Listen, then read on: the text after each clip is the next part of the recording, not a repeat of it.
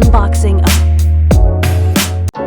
Don't forget to like and subscribe to help us get to 1,000. Today we're unboxing the F7 GB2 drone. First thing we have is the user manual and quick start guide. A carrying case. Replacement propellers. 3 USB-C charge wires. Small Allen key and replacement screws.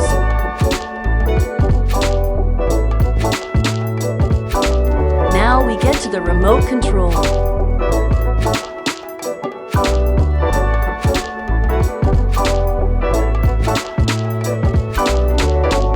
The F7 GB2 drone. The propellers are folded, so you have to unfold them before flying. You can see the camera attached to the bottom. This drone's supposed to be good for camera shots at night. The silver power button on the back.